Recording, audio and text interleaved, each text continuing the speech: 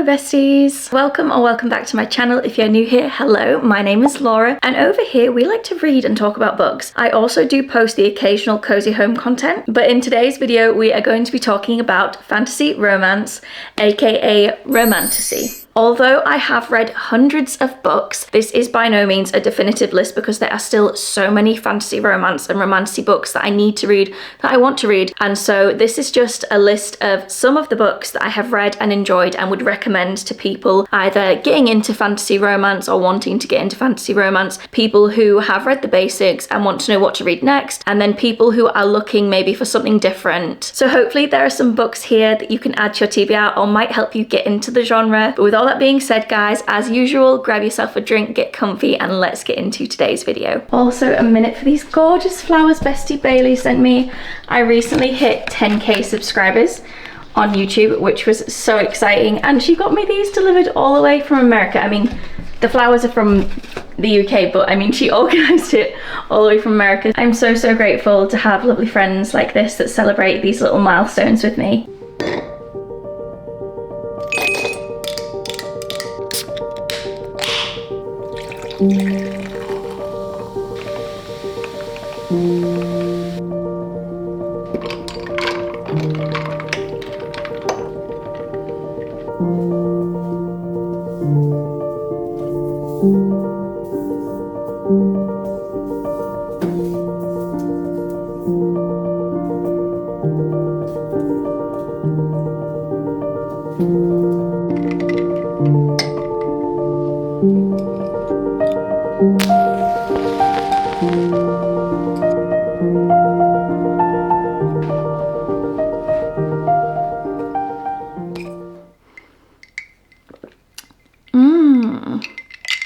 That's good. Okay, so I do kind of want to start this off by saying I am not the biggest YA reader, although I definitely will be including books within this video that are in the YA sort of genre, and I will dedicate a specific section of this video to that. But the majority of these book recs will probably be new adult, and more than likely contain some spice.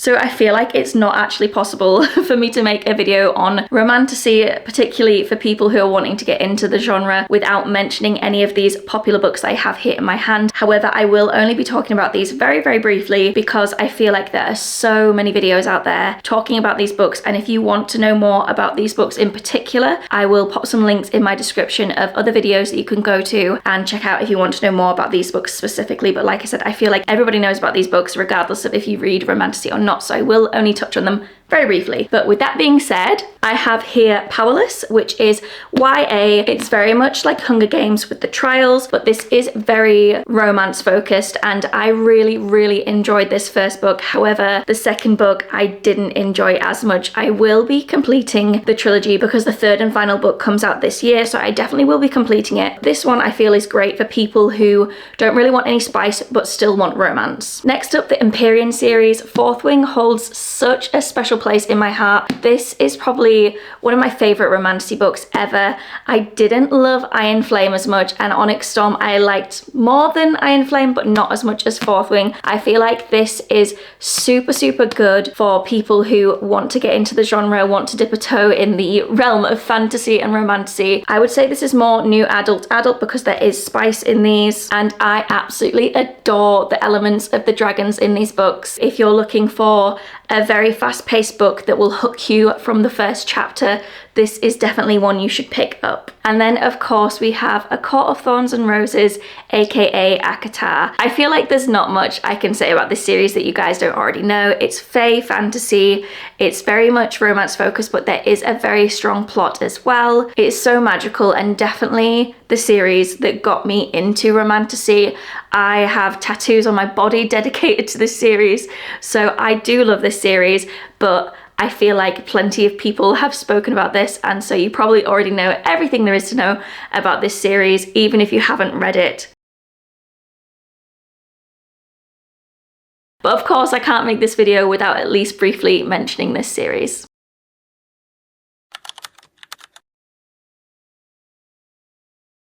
Okay, so you've read the basics, you want to know where to go next, or maybe you haven't read the basics and you just want alternative recommendations. I have got you.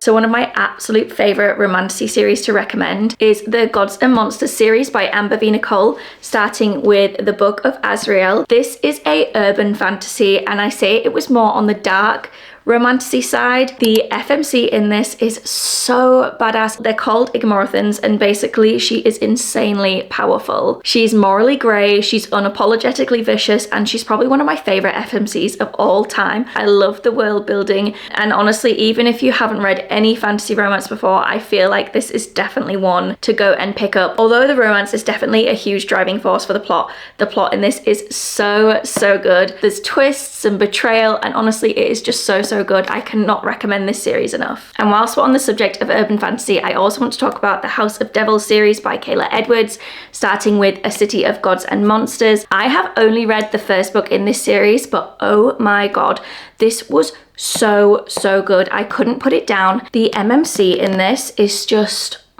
He is definitely one for the book boyfriends list. So in this book, there is werewolves, vampires, witches, and other supernatural creatures. And it follows Lauren, who is a human, and basically she's been hunted and people are trying to catch her left, right, center. And Darian Castle is one of the Darkslayers who has been contracted to kidnap her, essentially. And when he is on the job and he is looking for her, he ends up protecting her instead. And that's kind of how the story starts. And like I said, I've only read the first book, so I don't actually know how all of this plays out.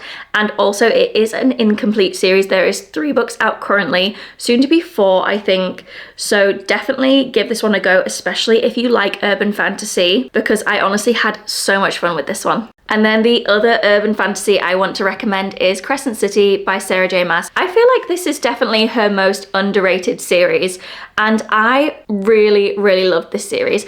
I would say that A City of Gods and Monsters, the book that I just talked about, is very much reminiscent of the Crescent City series, but done slightly differently. I would say, obviously, I've only read the first book of that series, but this series is definitely superior in my opinion. And I know a lot of people were disappointed in the 3rd book in this series, but I still personally loved it. Again, in this we have werewolves, vampires, shapeshifters, angels, demons, all of that good stuff. We have a badass FMC, Bryce, and if you haven't read her other series, I would recommend reading both of those before you read Crescent City. I would say the world building in these is a little bit heavy at the start, so I definitely wouldn't recommend these to someone just getting into the genre. There's multiple different characters with multiple different stories going on. You're not just following the FMC and the MMC, you get a little bit of everybody's stories, and I really like that about these books. I feel like out of all of her series, these books are definitely the ones that are talked about the least, so I wanted to mention these just because I feel like they're definitely worth the read, especially if you love urban fantasy.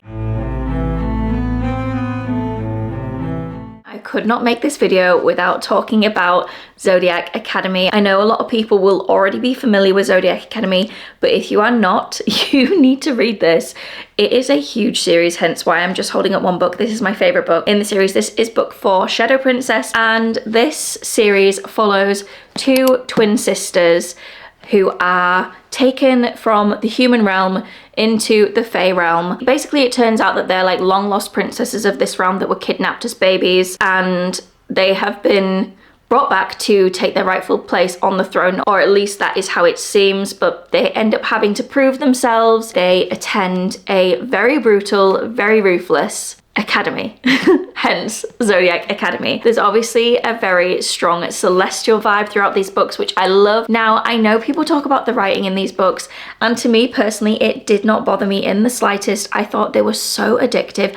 I don't know what the Twisted Sisters put in these books, but oh my god, I did not want to put this series down. The amount of pain and suffering I felt through these books, oh my god. This series will traumatize you in the best way possible. There's literally every form of mystical creature or being you can think of. There's vampires, there's dragons, there's Pegasuses.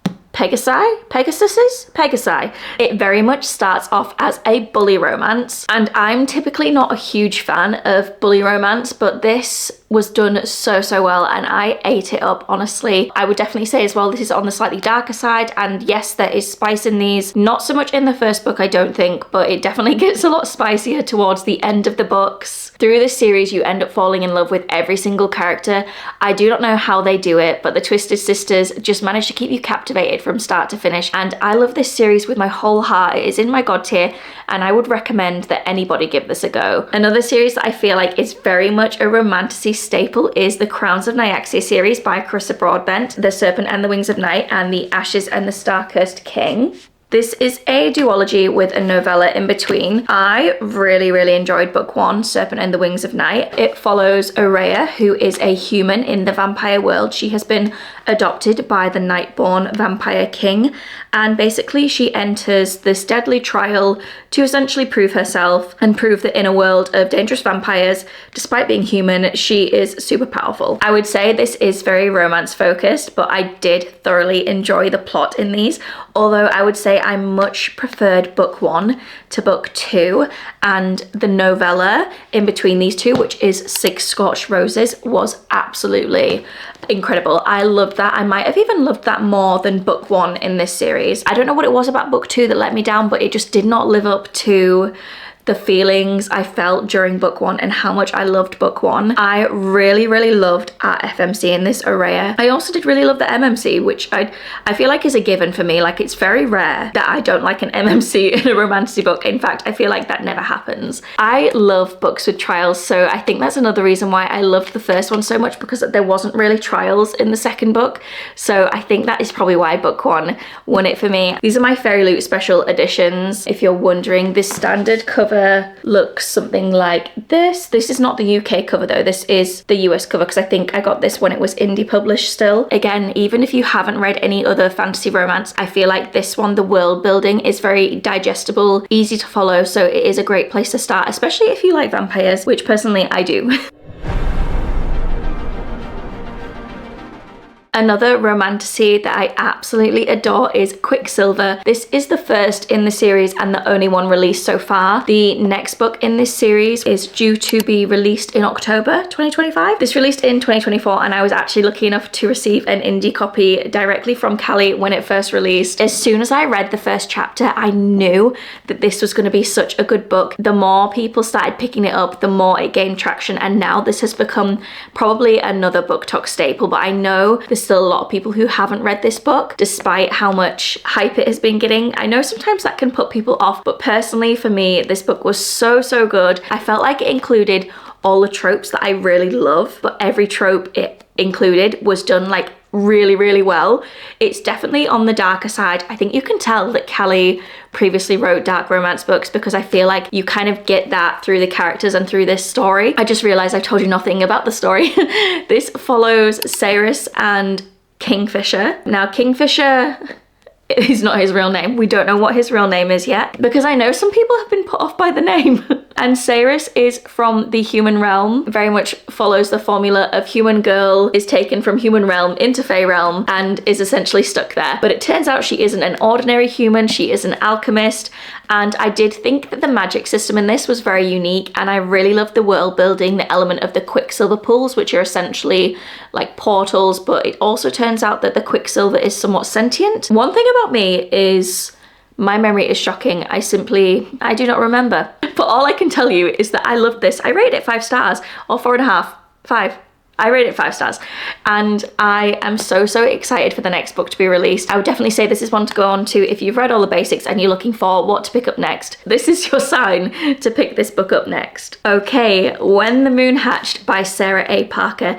I feel like this one is one that people either seem to love or hate, and for me personally, I loved this. Sarah's writing is so poetic and lyrical. At first it really threw me, and I was like, whoa, I'm not sure I know what's going on. But once you get used to her writing style, it helps you build such a magical and in-depth picture in your brain. I can't explain it, but the world that she created, the characters, the dragons, I loved it so much. I feel like towards the end it fell off a little bit for me, so I think I rated this 4 stars. I just thought the concept of this was so unique.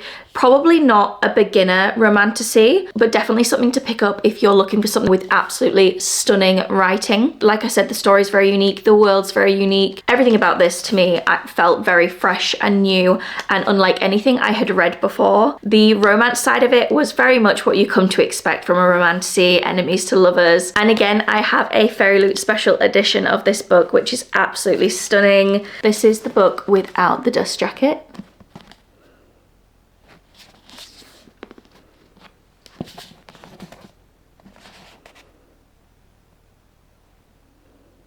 The character art in this is some of my favourite that Fairy Loot have done.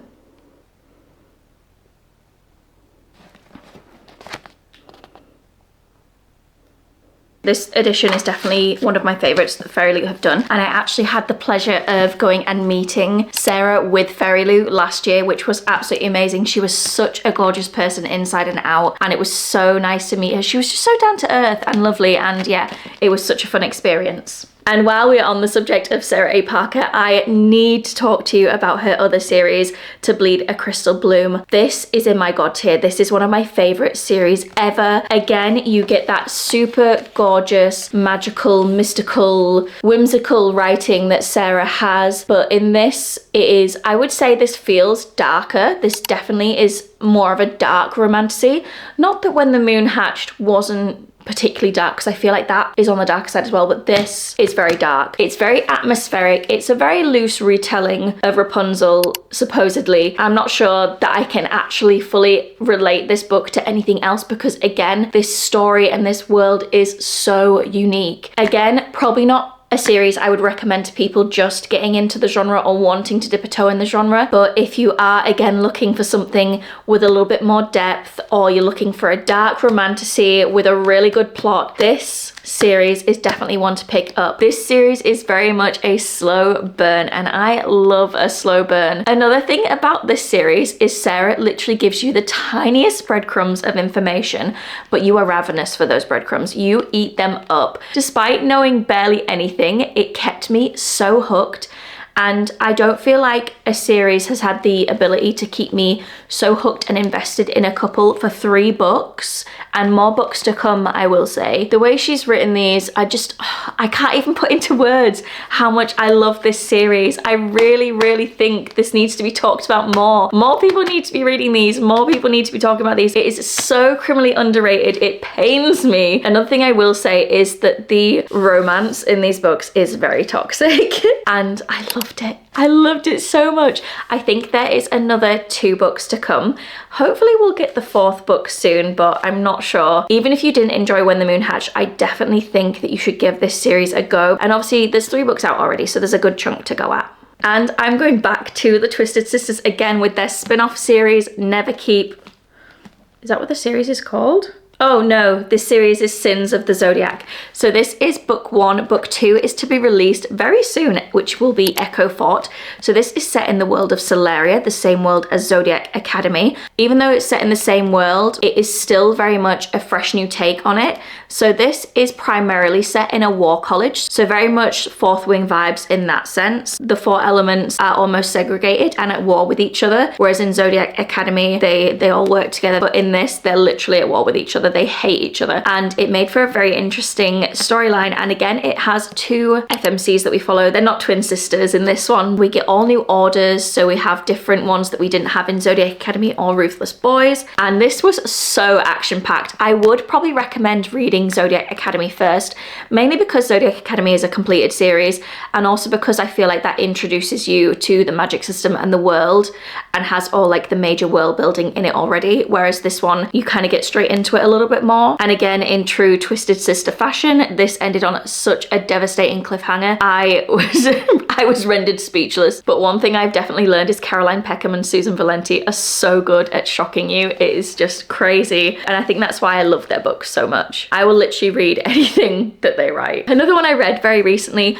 Caught This Cruel and Lovely by Stasia Stark. I have only read the first book in this series, but wow, honestly so good. I couldn't put it down. It follows the romantasy formula perfectly. We get all the tropes and everything we come to know and love in a romantasy. It is fae and human. The humans do have power, but it is taken from them when they are born, and I think that the humans that somehow manage to maintain their power or keep their power are called corrupt and basically are sentenced to death. So our FMC in this is one of the corrupt and has her forbidden power, so it follows her as she is on the run basically, and along the way she bumps into a mercenary, and he is our typical dark and brooding MMC, and I loved him so much. Anyway, they end up striking up a deal, making a bargain. The ending of this book, there's a plot twist, there's a cliffhanger, there's betrayal, and oh my god, my jaw was on the floor. So I definitely need to get back into this series, and I definitely would recommend this series to anyone who is looking for that kind of thing. I read this one on my Kindle, and it is A Kiss of Iron by Claire Sager. Again, this was romantasy done so well, but I didn't feel like it was too much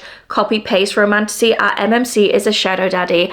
Our FMC is headstrong and feisty, and I feel like this book, although being a fantasy, very much touches on the struggles of being a woman in general. Women have to be obedient and dutiful and quiet, seen and not heard. I loved both the FMC and the MMC in this, and I really liked Claire's writing. I felt like it was easy to follow, easy to digest, and I am really excited to read the rest of this series. I can't believe I've gone all this time without talking about Throne of Glass. This is, again, in my god tier, has a very special place in my heart. Again, I have tattoos on my body dedicated to this series. It is such a powerful story and probably one of my favorite FMCs ever. I personally recommend reading The Assassin's Blade third, because I feel like if I had started with The Assassin's Blade, which is like the mini novellas, which kind of introduce you to some characters that come into the books later on, I probably would have found the book quite boring and maybe not considered continuing the series. But if you start with Throne of Glass, then read Crown of Midnight, I feel like that's enough to get you into the story, and also a good place to kind of stop without taking you out of the story too much, and also getting to know the things you need to know just before it becomes essential, if that makes sense. And also I do recommend doing the tandem read. I feel like that is absolutely essential. Another one by Carissa Broadbent, Daughter of No Worlds, which is part of the War of Lost Hearts trilogy. I feel like this one definitely is a romantasy, but I would say it's less romance focused than some of the other books I have recommended. The FMC is fiery and determined and essentially fighting for her freedom for all three of these books. She's trying to learn to master her magic, and she's paired up with Max and Tarius to try and achieve that goal. And that is kind of a very, very brief description of this story, because it goes so much deeper than that. I feel like the plot and the overall story in this was very provoking emotionally. I felt so many conflicting feelings towards the end, and I think it was beautifully written. And again, probably one that I could recommend to people who are new to the genre and wanting to tackle something maybe not super, super romance focused, but still with romance in it. Metal Slinger by Rachel Schneider. This is another one that has done its rounds on BookTok fairly recently, and with good reason. I rated this 4 stars overall, I think. And again, it followed the formula perfectly for romantasy, enemies to lovers. It was a very unique story, I felt, and I felt like the magic system was very fresh and new. The world was fresh and new. I feel like this was fairly easy to follow, so again, could be a good one for people who are new to the genre. And this has such a shocking ending. Your jaw will be on the floor, honestly. You will not see it coming. Another reason why I think this book has become so popular. So next, I want to talk about Heavenly Bodies by Imani Iriu. I read this very, very recently. I think I rated it 4.5, 5 stars. Basically, there's a prophecy that Alara at FMC will fall in love with a star and it will kill them both. So there is obviously very much a celestial vibe in this. So basically, Alara is kidnapped from her home in the Kingdom of Night and is taken to the Kingdom of Light, and basically forced to train to become a weapon to kill the stars, because the stars are essentially like very cruel rulers. If you want to kick your feet and giggle and laugh, this is definitely the book for you.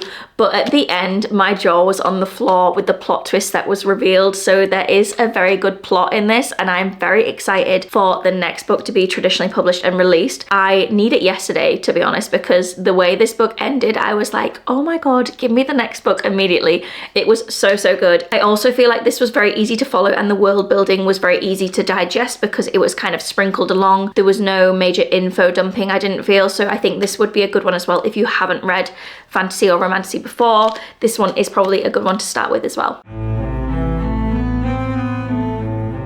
Okay, this one I want to talk about because it is so underrated. It actually made it into my god tier. This is Fairytale by Veronica Lancet. It is a standalone, hence why it is so chunky. And I would say this definitely is not for beginners to the genre. But if you're looking to really sink your teeth into something and dedicate yourself to a book, then this could be the one for you, because it is not a short story. It is very much one that I know for some people seems to drag a little bit. For me, I enjoyed every single second of this. It is a dark gothic fantasy with elements of witches and demons and immortal beings, and it is honestly one of the most romantic books I have ever read. It's very much got the vibe of I will find you in any lifetime. It is essentially a love story that spans thousands and thousands of years. It also makes you question your sanity. Literally for 80% of this book, you will be confused and have no idea what's going on, but that is intentional. And if you just ride the wave, if you just go with it, I promise you the payoff when everything clicks into place is so worth it. And the MMC in this, I kid you not, he shot straight to the top of my book boyfriends list. He was just incredible. There is spice in here, and when there is spice, it is done so well, but it is not super heavy on the spice, so it's definitely more plot focused, but it is very much a romance book. Another dark gothic romantasy is Phantasma by Kaylee Smith. This one is a standalone, which I really love. It is going to be a series, but they're going to be interconnected standalone, so you get the couple's whole story in one book, which I do really like. So our FMC Ophelia is a mortal, and she is a necromancer. At the start of the book, their mum has died, and there's just her and her sister runs off to try and win money, and to win money she has entered this deadly haunted house situation, and so Ophelia follows her sister in to this haunted house to try and save her. If you've read Caraval, it is kind of like a dark, spooky, spicy version of Caraval in that sense. Basically, Ophelia is going through all these trials, and you guys know I love trials, so I absolutely ate this up, and I am also very much a dark gothic loving girly, so this was like a dream combination for me because it was dark, it was gothic, it had the fantasy elements, the magic, and there was demons and witches and all that kind of good stuff. So this was so fun. It was fast paced, and it's only short, so it was a quick and easy read. I read this in October, so it was the perfect book for spooky season. And the MMC in this, yeah. He's a phantom. Did I mention that? He's a phantom. Oh, he was something else. This is the next book, which is Encantra, which I just got this proof for. This comes out in April this year. This follows Ophelia's sister, so I'm super excited to get her story. Let me just quickly show you the character art that was included with this package.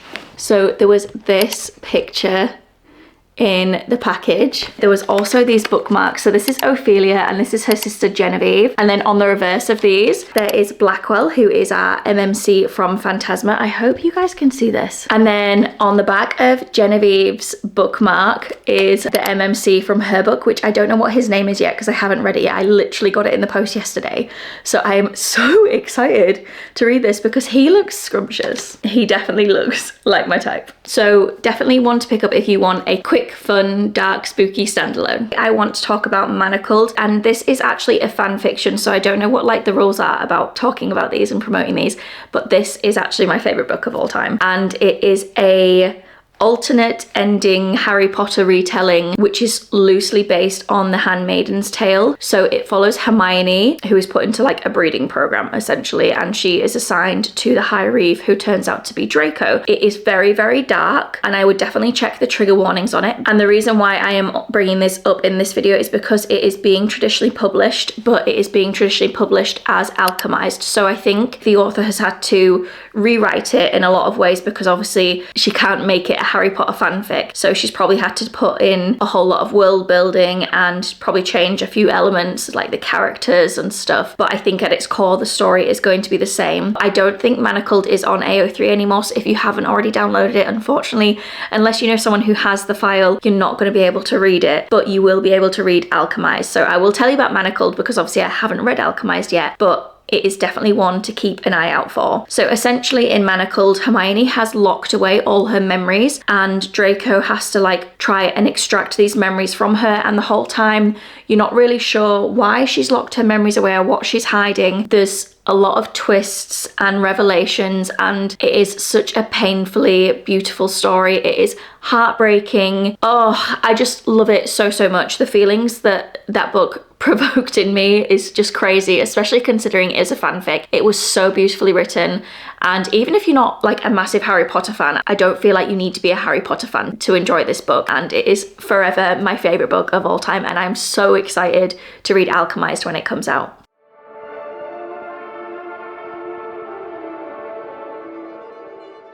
The next books I want to talk about is the Bonds That Tie series by J. Bree. This was my first ever Why Choose. So this is a Why Choose romantasy. I would say probably on the darker side. So in this world they're mate bonds, but they're like typically groups. So this series follows Oleander and her 5 bonded. At the beginning of the book, Oleander is in a car crash with her mum and her 2 bonded, and unfortunately they die, and she survives, and rather than turning to her bonded, she goes on the run. And so this book kind of starts where they've caught her and they're understandably very angry at her because she's never met them and she's run away from them. Basically, it starts off as a bit of a bully romance, but after book 1, it is very much a romantasy, and I personally really enjoy Why Choose. And like I said, this was my first Why Choose I ever read. I felt like this was so easy to get into. It was fast paced and you're kind of sucked in from the very beginning. So I feel like this is actually a very good place to start if you've never read a Why Choose before, and a very good place to start if you've never read a romantasy before. The plot in this is really good, but towards the end I did feel like it started to go in circles a little bit. I think because I read it so early on in my reading journey, it will forever have a special place in my heart. Also, I absolutely love these covers. This is Oleander, or Ollie, and then we have Griffin, North, who by the way is a shadow daddy, Gabriel, Atlas, and then we have Nox, who is my personal favourite, who is a tortured soul and also a shadow daddy. While we are on the subject of Why Choose romantasy, I'm going to talk about the Beasts of the Briar series by Elizabeth Helen, which is 2 sisters called Elizabeth and Helen. And this is a Beauty and the Beast retelling, except instead of being 1 beast, there is 4, and then there is also a 5th MMC in the mix. When I first started reading this, I was looking for a book to get me out of a reading slump, and this definitely did that. Started off as sort of a silly fun time. It was very much a Beauty and the Beast retelling, but when I got into the second book, and it went from being a silly fun time to actually being quite serious. No, but it's not funny. At the end of the day, is it? It's serious. And so I am definitely invested in this series, although I actually think this is going to be a 7-book series, and currently there are 4 books out. I don't have the 4th book yet. This is the first book, Bonded by Thorns. The second book, Woven by Gold. Third book, Forged by Malice. And then the 4th book is Broken by Daylight, I think. In each book, we kind of visit a different realm. So in book 2, we visit the Autumn Court. In book 3, we visit the Spring Court. In book 4, we visited the Day Court. Or is it the Dawn Court? I can't remember. And then in the next book, I think we will be going to the Winter Court.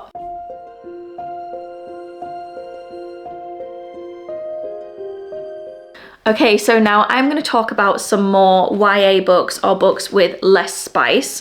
And I'm going to start off by talking about One Dark Window and Two Twisted Crowns. This is so atmospheric. There is very teeny tiny spice in this. The plot probably takes more of a forefront in these, and I loved the plot in these books. I felt like the magic system was so unique. There was like this element of these magical cards, and if you possess the cards, you essentially could use the magic from the cards, but using the cards came with consequences. My memory is failing me a little bit here, but there was like this mist that killed people?